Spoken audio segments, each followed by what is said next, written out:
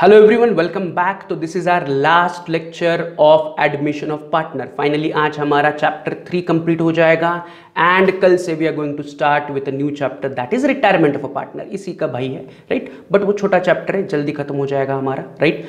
चलो तो कॉन्सेंट्रेट करते हैं कल का जो हमने अधूरा क्वेश्चन छोड़ा था, राइट। सो ऑलरेडी हम एडजस्टमेंट 6 तक पहुंच चुके हैं। एडजस्टमेंट 6 में हमें क्या करना है, पार्टनर्स का कैपिटल उनके नए प्रॉफिट शेयरिंग रेशियो में एडजस्ट करना है बाय टेकिंग बेस क्या होना चाहिए। इससे पहले हमने जितने भी सम्स किए उसमें हम बेस लेते थे नए पार्टनर का कैपिटल एंड नए पार्टनर का रेशो।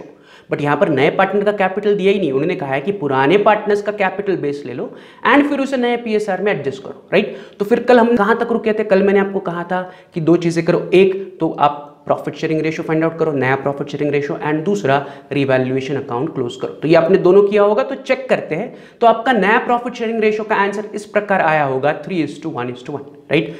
क्रॉस चेक करो मेरा आंसर एंड आपका आंसर कैसे निकलता है, इस पर ऑलरेडी हम सम सॉल्व कर चुके हैं। तो to calculate a new PSR is nothing new. तो नया पीएसआर कितना है हमारा? 3:1:1 बिटवीन भावेश, चंद्रा एंड आलिया। भावेश का रेशियो इज 3, चंद्रा का रेशियो इज 1 एंड आलिया का ratio is also 1। So 3:1:1 is the new ratio. तो नया रेशियो हमें मिल गया, राइट। आगे करना क्या है, तो उन्होंने कहा है कि फिर से देखो उस एडजस्टमेंट में क्या कहा है, old partners total capital as base after adjustment. आपको क्या करना है, पुराने पार्टनर्स का कैपिटल बेस लेना है आफ्टर एडजस्टमेंट। आफ्टर एडजस्टमेंट मतलब जो एडजस्टमेंट हमें क्वेश्चंस में दी है 1 to 5, 6th एडजस्टमेंट तो हम सॉल्व करें, तो 1 to 5 एडजस्टमेंट हमने सॉल्व की क्या? आंसर इज यस, हमने ऑलरेडी 1 to 5 एडजस्टमेंट सॉल्व की। तो उस एडजस्टमेंट पे जो प्रॉफिट लॉस हुआ वो हमने कहां लिखा? वो हमने लिखा है रिवैल्यूएशन अकाउंट में, यस और नो। तो अब मुझे रिवैल्यूएशन अकाउंट को क्लोज करना है, इसका प्रॉफिट लॉस कैलकुलेट करना है, उसका प्रॉफिट लॉस मैं पार्टनर्स को ट्रांसफर करूंगा एंड फिर मैं पुराने पार्टनर्स का रफली कैपिटल कैलकुलेट करूंगा, क्योंकि मुझे क्या करना है, ओल्ड पार्टनर्स का टोटल कैपिटल चाहिए। तो पुराने पार्टनर्स का टोटल कैपिटल चाहिए but after adjustment. After adjustment is nothing but adjustment में होने वाले प्रॉफिट नुकसान को लिखने के बाद जो पुराने पार्टनर्स का कैपिटल बचेगा वो मुझे चाहिए। इसलिए मैं क्या कर रहा हूं, इस सेंटेंस को या 6th एडजस्टमेंट के इस पार्ट को कंप्लीट करने के लिए पहले मैं रिवैल्यूएशन अकाउंट क्लोज कर रहा हूं। तो अगर मैं रिवैल्यूएशन अकाउंट क्लोज कर रहा हूं तो मुझे 600 का रिवैल्यूएशन प्रॉफिट मिल रहा है। कितना रिवैल्यूएशन प्रॉफिट मिल रहा है? 600। इसे इमीडिएटली मैं क्या करूंगा, पुराने पार्टनर्स भावेश एंड चंद्रा के बीच में डिस्ट्रीब्यूट करूंगा इन देयर रेशियो। क्या रेशियो है उनका? 3:1, पुराना रेशियो। तो कितना कितना मिलेगा? भावेश को मिलेगा 450, चंद्र को मिलेगा 150, राइट। तो मैंने क्या किया, 600 रिवैल्यूएशन प्रॉफिट पुराने पार्टनर्स के बीच में पुराने रेशियो में डिस्ट्रीब्यूट किया। इमीडिएटली मैं उसको उठाऊंगा एंड पार्टनर्स कैपिटल के क्रेडिट में लिखूंगा बाय रिवैल्यूएशन प्रॉफिट, भावेश के कॉलम में 450 एंड चंद्र के कॉलम में 150। यहां तक क्लियर है? अब आगे करना क्या है, तो अब आगे हमें पार्टनर्स कैपिटल को क्लोज करना है बट रफली क्लोज करना है।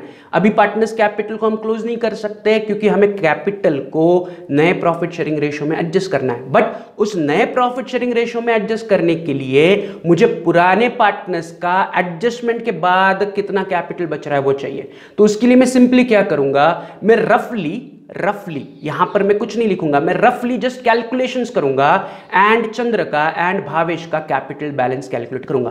तो रफली मैं क्या कर रहा हूं, पहले मैं स्टार्ट कर रहा हूं विद चंद्र का कैपिटल या चंद्रा का कैपिटल। तो चंद्रा का कैपिटल का क्रेडिट साइड का टोटल मैं ले रहा हूं, क्रेडिट साइड का टोटल है 39,150। दिस इज रफ कैलकुलेशन, मैं यहां पर कुछ नहीं लिख रहा हूं। तो मैंने क्या किया, चंद्रा के कैपिटल का क्रेडिट का टोटल लिया विच इज 39,150। उसी प्रकार मैंने चंद्रा का कैपिटल का डेबिट साइड का टोटल लिया विच इज 10,500। एक ही आइटम है, तो क्रेडिट के जो 4 आइटम्स थे 39,150, डेबिट का एक आइटम है 10,500। तो क्रेडिट बड़ी है, डेबिट छोटी है। तो मैं रफली कैलकुलेशन कर रहा हूं, Chandra's capital balance is 39,150 minus 10,500, that is 28,650। Getting it? Chandra का एडजस्टमेंट के बाद इतना कैपिटल बच रहा है। किसका कैपिटल बच रहा है? चंद्रा का एडजस्टमेंट। हमने सारे एडजस्टमेंट सॉल्व कर लिए, रिवैल्यूएशन अकाउंट में उसका प्रॉफिट लॉस लिख लिया, उसका प्रॉफिट लॉस हमने पार्टनर्स के बीच में डिस्ट्रीब्यूट किया। मींस आफ्टर एडजस्टमेंट चंद्रा का कैपिटल बैलेंस किया मैंने यहां पर अकाउंटिंग में कुछ नहीं लिखा, कैपिटल अकाउंट में कुछ नहीं लिखा। मैंने क्या किया, रफली टोटल लिया एंड उसका बैलेंस रफली निकाला। तो Chandra capital balance is 28,650 after adjustment. What can I से कि चंद्रा का कैपिटल सारे एडजस्टमेंट सॉल्व करने के बाद बच रहा है 28,650। सेम वे में भावेश का रफली कैपिटल क्लोज करूंगा starting with credit side. Bhavesh का क्रेडिट साइड का टोटल है 65,450 एंड भावेश का डेबिट में एक ही आइटम है जिसका टोटल है 31,500। तो 65,450 31,500 दोनों का डिफरेंस कैलकुलेट करो तो भावेश कैपिटल बैलेंस है 65,450 माइनस 31,500 दैट इज 33,950। तो मैंने क्या किया रफली यहां पर मैंने कुछ लिखा क्या कैपिटल अकाउंट में मैंने कुछ टोटल लिखा क्या नहीं, क्योंकि कैपिटल अकाउंट क्लोज नहीं करना है मुझे, अभी मुझे कैपिटल अकाउंट क्लोज नहीं करना है। मैं जस्ट क्या कर रहा हूं रफली पुराने पार्टनर्स का कैपिटल अकाउंट बैलेंस कर रहा हूं, बैलेंसिंग फिगर निकाल रहा हूं, बट मैं यहां पर नहीं लिख रहा हूं। मुझे कैपिटल अकाउंट अभी क्लोज नहीं करना है, वो हम बाद में क्लोज करेंगे। अभी मैं सिर्फ क्या कर रहा हूं चंद्रा का कैपिटल बैलेंस एंड भावेश का कैपिटल बैलेंस कैलकुलेट कर रहा हूं, 28,650 एंड 33,950 राइट। अब फिर से आ जाओ वर्किंग नोट में राइट यहां पर लिखो calculation of partners capital as per new profit sharing ratio. अब मुझे पुराने पार्टनर्स का कैपिटल बैलेंस मिल गया आफ्टर एडजस्टमेंट, तो इसे बेस लेके मैं ये वर्किंग नोट कंप्लीट कर रहा हूं। तो नेक्स्ट पेज पर अगले पेज पर नए पेज पर मैं आ रहा हूं लिख रहा हूं calculation of partners capital as per new profit sharing ratio. ये क्लियर है मैं क्या कह रहा हूं राइट। अब मुझे क्या चाहिए तो उन्होंने एडजस्टमेंट में कहा है आपको कि आपको पुराने पार्टनर्स का टोटल कैपिटल बेस लेना है। तो पुराने पार्टनर्स का टोटल कैपिटल तो मैं पहला कैलकुलेशन भी कर रहा हूं, total capital of old partners after adjustment is equal to 28,650 plus 33,950 is equal to 62,600। ये कैलकुलेशन कैसे हुआ मैं क्या लिख रहा हूं देखो total capital of old partners after adjustment.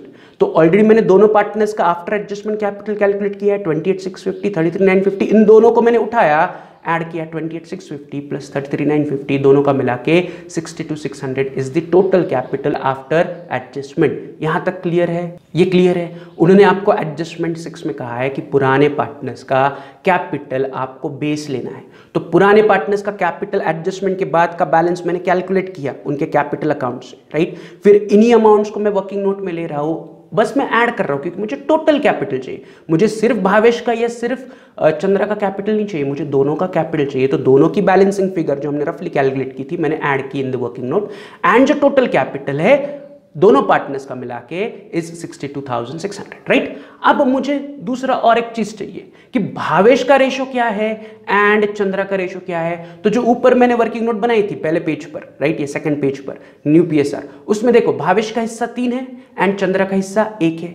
तो भावेश का 3 हिस्सा है मतलब भावेश के 3 हिस्से एंड चंद्रा का 1 हिस्सा, यानी कि that is total capital for 4 share is equal to 62,600। Bhavesh को प्रॉफिट में से 3 हिस्से मिल रहे हैं, चंद्रा को प्रॉफिट में से 1 हिस्सा मिल रहा है। तो भावेश के 3 हिस्से प्लस चंद्रा का हिस्सा दोनों के मिला के 4 हिस्से हैं बिजनेस में। यस और नो, मैं सिर्फ दोनों को कंपेयर कर रहा हूं राइट, क्योंकि दोनों का कैपिटल को हम ऐड करके देख रहे हैं। तो भावेश का 3 हिस्सा चंद्रा का 1 हिस्सा दोनों के मिला के 4 हिस्से। यस और नो, इन 4 हिस्सों के लिए वर्किंग नोट में अभी हमने दिया कि कितना कैपिटल दिया उन्होंने 62,600। तो वही मैं लिख रहा हूं कि that is total capital for 4 share of profit, 3 हिस्से प्लस 1 हिस्सा 4 हिस्से, 4 हिस्सों के लिए दोनों ने मिला के 62,600 का कैपिटल बिजनेस में दिया है। ये क्लियर है, दोनों ने मिला के बिजनेस में 62,600 कैपिटल दिया है, बट कितने प्रॉफिट के हिस्सों के लिए? 4 हिस्सों के लिए। सो आई कैन सिंपली से दोनों का मिला के प्रॉफिट में 4 हिस्सा है, 3 हिस्से भविष्य के, 1 हिस्सा चंद्रा का, दोनों के मिला के 4 हिस्से प्रॉफिट के। तो इस 4 हिस्सों के लिए उन्होंने 62,600 कैपिटल बिजनेस में कंट्रीब्यूट किया। 4 हिस्सों के लिए 62,600। तो मैं इमीडिएटली नेक्स्ट लाइन पर क्या करूंगा, 4 हिस्सों के लिए 62,600 है तो मुझे 1 हिस्से के लिए चाहिए, तो मैं नेक्स्ट लाइन पर कैलकुलेट कर रहा हूं। Therefore capital for 1 share of profit is 62,600 divided by 4। 62,600 को मैं क्या कर रहा हूं, डिवाइड बाय 4 कर रहा हूं। तो कैपिटल के या प्रॉफिट के 1 हिस्से के लिए कैपिटल का आंसर आपका आएगा 15,650। मतलब दोनों ने मिला के प्रॉफिट के 4 हिस्से लिए, 3 हिस्सा भावेश ले रहा है, 1 हिस्सा चंद्रा ले रहा है, और दोनों ने मिला के इन 4 हिस्सों के लिए 62,600 कैपिटल कंट्रीब्यूट किया है। तो सिंपली दोनों ने मिला के प्रॉफिट के हर एक हिस्से के लिए 15,650 बिजनेस में कंट्रीब्यूट किया। तो ये मेरा बेस बनेगा 15,650। प्रॉफिट के 1 हिस्से के लिए कितना कैपिटल चाहिए? 15,650। यहां तक क्लियर है? तो मैंने क्या किया, पहले पुराने पार्टनर्स का टोटल कैपिटल कैलकुलेट किया, फिर मैंने पुराने पार्टनर्स का प्रॉफिट शेयरिंग रेशियो देखा कि उनका प्रॉफिट शेयरिंग रेशियो 3+1, दोनों का मिलकर प्रॉफिट में 4 हिस्से हैं, तो 4 हिस्सों के लिए उनका कैपिटल है 62,600, तो एक हिस्से के लिए उनका कैपिटल बन रहा है 15,650। तो ये एक हिस्से का कैपिटल हमें मिल गया 15,650। इसे बेस लेके अब मैं तीनों पार्टनर्स का कैपिटल नीचे कैलकुलेट करूंगा। तो नेक्स्ट लाइन पर मैं लिख रहा हूं therefore Bhavesh capital for 3 share, Bhavesh को कैपिटल में से या प्रॉफिट में से 3 शेयर मिल रहे हैं, तो Bhavesh capital for 3 share is equal to 15,650 into 3। Calculate करोगे तो आपका आंसर आ रहा है 46,950। कितना का आंसर आ रहा है आपका? 46,950। मतलब एज पर पुराना कैपिटल का बेस भावेश का कैपिटल होना चाहिए 46,950। तो नए प्रॉफिट शेयरिंग रेशियो के हिसाब से भावेश का capital has to be 46,950। Same way मैं चंद्र का कैपिटल कैलकुलेट कर रहा हूं। Chandra's capital for 1 share is 15,650 into 1 is nothing but 15,650। And same way जो मेरी नई पार्टनर है, कौन है नई पार्टनर? आलिया। आलिया का प्रॉफिट में भी एक हिस्सा है, तो Alia's capital for 1 share is equal to 15,650 into 1 that is 15,650। तो this is the capital as per new PSR. Bhavesh का कैपिटल नए प्रॉफिट शेयरिंग रेशियो के हिसाब से होना चाहिए 46,950, चंद्र का कैपिटल नए प्रॉफिट शेयरिंग रेशियो के हिसाब से होना चाहिए 15,650, एंड आलिया का कैपिटल एक हिस्से के लिए या नए रेशियो के हिसाब से होना चाहिए 15,650। नथिंग बट आलिया ने कैपिटल नहीं लाया था, तो अब हमें पता चल गया कि आलिया 15,650 बिजनेस में कैपिटल लेके आएगी। ये क्लियर है?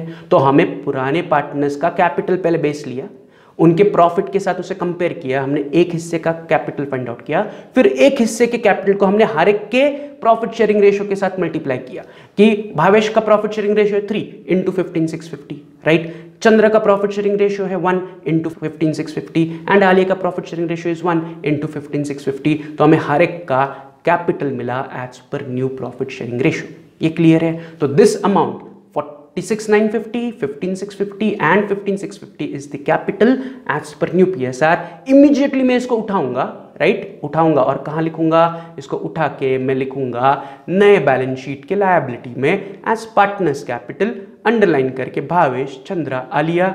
भावेश के सामने 46,950, चंद्र के सामने 15,650, आलिया के सामने 15,650। तो मैंने जो वर्किंग नोट में हमें आंसर मिला था न्यू कैपिटल या capital as per new PSR, मैंने उसको उठाया एंड लायबिलिटी में पोस्ट कर दिया। यहां तक क्लियर है? Is it clear? आगे बढ़ते हैं। अब इस कैपिटल का हमें क्या करना है? सेकंड इफेक्ट देना है। तो सेकंड इफेक्ट कहां जाएगा इसका? तो मैं बैलेंस शीट में जो लिखा हुआ कैपिटल वो बैलेंस शीट से उठाऊंगा, बैलेंस शीट से उठाऊंगा एंड पार्टनर्स कैपिटल के डेबिट में लिखूंगा as to balance carried down.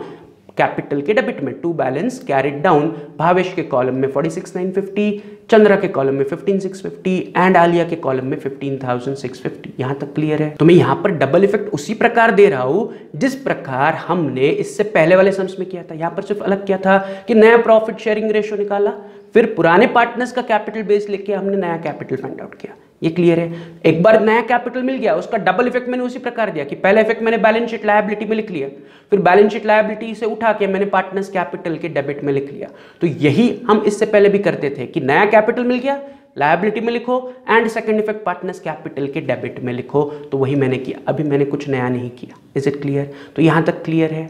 अब आगे बढ़ते हैं। अब आगे इस एडजस्टमेंट में आगे क्या कह रहे हैं वो? तो वो आगे कह रहे हैं actual cash is to be paid off और brought in by the partners. तो वो कह रहे हैं कि अब पार्टनर्स कैपिटल में कोई डिफरेंस आएगा तो उस डिफरेंस को आप कैश में लेके आओगे या कैश लेके जाओगे। Actual cash to be paid off और brought in by the partners. तो देखो ये एडजस्टमेंट 6 है, इस एडजस्टमेंट को हम 3 हिस्से में सॉल्व कर रहे हैं। पहले हमने नया प्रॉफिट शेयरिंग रेशियो कैलकुलेट किया, फिर हमने नए प्रॉफिट शेयरिंग रेशियो के हिसाब से नया कैपिटल फाइंड आउट किया। अब हम क्या करेंगे?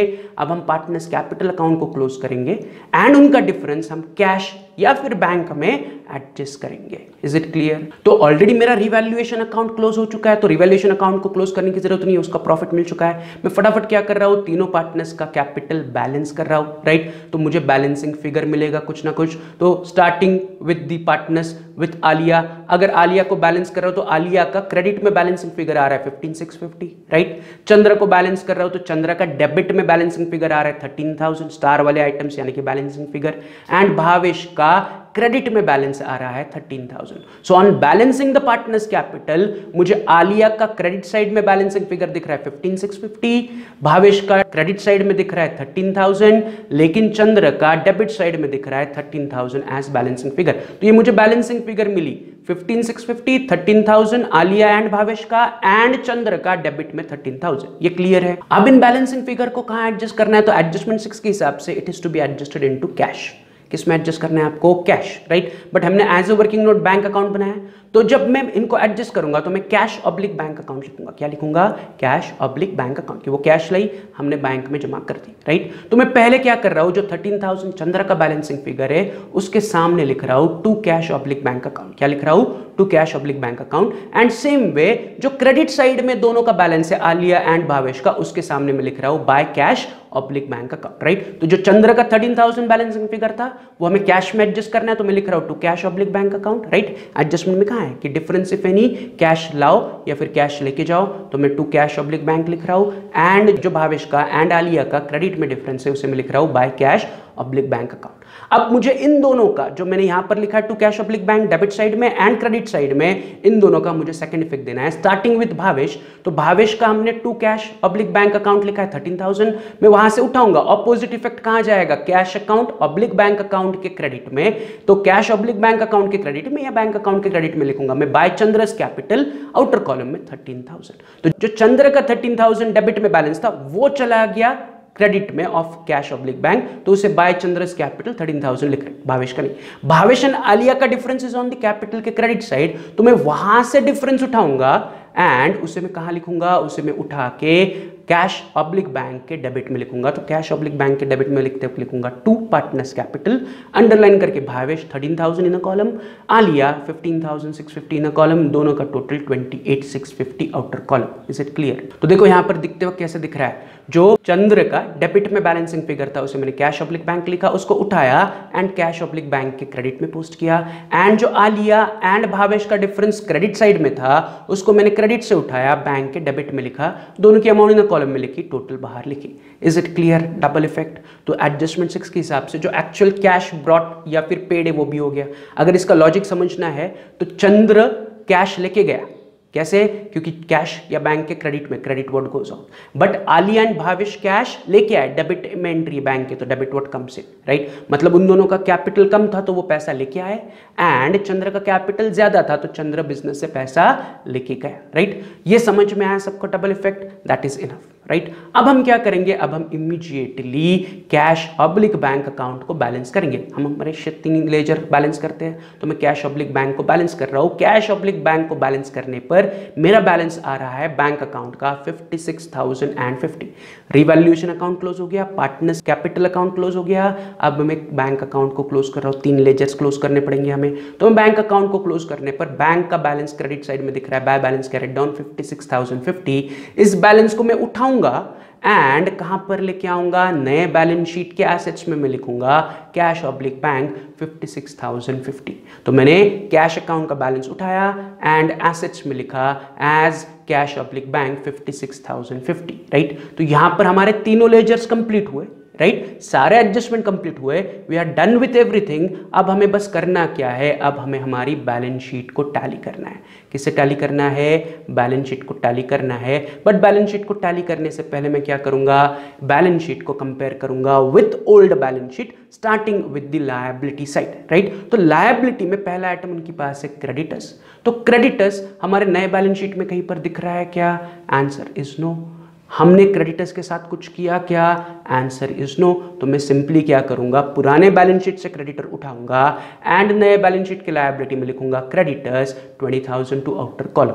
ये क्लियर है। हमारी last step before टैलिंग the balance sheet is पुराने बैलेंस शीट को नए बैलेंस शीट के साथ कंपेयर करो। तो क्रेडिटर्स नए बैलेंस शीट में नहीं दिख रहे थे, ना ही क्रेडिटर्स को हमने कहीं पर हाथ लगाया, तो मैंने क्रेडिटर्स उठाए एंड लिख लिया, राइट। क्रेडिटर्स के बाद अगला आइटम क्या है उनके पास, वर्कमैन्स कंपनसेशन रिजर्व। बट मुझे नए बैलेंस शीट में वर्कमैन्स कंपनसेशन रिजर्व दिख रहा है जिसमें हमने इंक्रीज किया है, तो पुराना वर्कमैन कंपनसेशन रिजर्व को इग्नोर करो।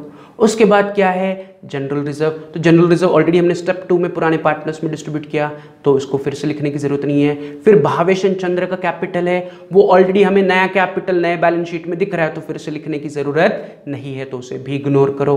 यहां तक क्लियर है? मतलब लायबिलिटी की पूरा कंपैरिजन कंप्लीट हुआ। चलते हैं on the asset side. Assets में उनके पास है पहला आइटम बैंक। तो बैंक यहाँ पर ऑलरेडी हमें दिख रहा है कैश अब्लिक बैंक 56,050, तो bank we have already consider. ये स्टेप 3 में हमने ये 20,000 बैलेंस बैंक अकाउंट में लिखा है, मतलब हम उसको हाथ लगा चुके हैं। So it is not untouched, right, it is touched, वो छू चुके हैं, उसे हम लिख चुके हैं, तो उसे फिर से टच करने की जरूरत नहीं है, भूल जाओ। अगला आइटम है डेटर्स। तो डेटर्स मुझे नए बैलेंस शीट के एसेट्स में दिख रहे हैं क्या? Answer is no. तो मुझे क्या करना पड़ेगा, जैसे डेटर्स मुझे वहां दिख रहे हैं एग्जैक्टली उठा के मैं नए बैलेंस शीट में लिखूंगा।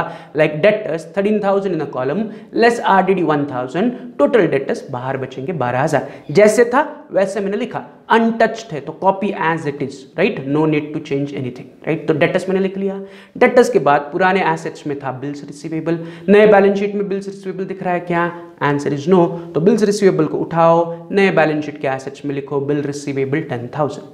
बिल रिसीवेबल के बाद उनके पास था स्टॉक। स्टॉक नए बैलेंस शीट में दिख रहा है क्या? Answer is no. तो स्टॉक को उठाओ, नए बैलेंस शीट में लिखो 20,000। तो debtor, bill receivable, stock were untouched. इनको हमने हाथ नहीं लगाया था, ना ही एडजस्टमेंट सॉल्व करते हुए कुछ किया था। तो मैंने क्या किया, इन दोनों को उठाया, नए बैलेंस शीट में लिख लिया, राइट। तो सबने स्टॉक तक लिख लिया। स्टॉक के बाद अगला आइटम है land and building. But land and building मुझे नए बैलेंस शीट में पहले लाइन पर दिख रहा है, तो ऑलरेडी हम लैंड एंड बिल्डिंग लिख चुके हैं, तो फिर से लैंड एंड बिल्डिंग लिखने की जरूरत नहीं है। And last item on the assets is goodwill. But goodwill को ऑलरेडी हम राइट ऑफ कर चुके हैं। आप अपने नोटबुक में देखो, पार्टनर्स कैपिटल के डेबिट में हमने ऑलरेडी गुडविल रिटर्न ऑफ कर दिया है। तो जो बैलेंस शीट वाला गुडविल है उसे हम ऑलरेडी राइट ऑफ कर चुके हैं, तो उसे फिर से लिखने की जरूरत नहीं है। So that has been touched, तो इट इज नॉट अनटच्ड, तो उसे इग्नोर करो। तो यहां पर हमारा बैलेंस शीट का कंपैरिजन भी हो गया। अब क्या होना चाहिए, अब my balance sheet should get tally, right. तो टैली करने के लिए मैं शुरुआत करूंगा टोटलिंग। तो अगर टोटल में करता हूं तो लायबिलिटीज का टोटल एंड एसेट्स का total is same, that is 1,38,250, 1,38,250। तो 1,38,250 पर हमारा आज का आखिरी sum of admission of partner tally हो रहा है। Is it clear? तो यहां पर टैली हुआ, मतलब हमारा आज ये वाला चैप्टर, ये वाला सम कंप्लीट हुआ। So we are done with admission of partner. हमने देखो टेक्स्ट बुक में जितने सम्स थे सारे सॉल्व किए एक्सेप्ट 2 या 3, वो बस मैंने आपको होमवर्क के लिए दिए थे, क्योंकि वो उसी तरह के सम्स जो हमने रिपीटेडली सॉल्व किए हैं। So we are done with all the sums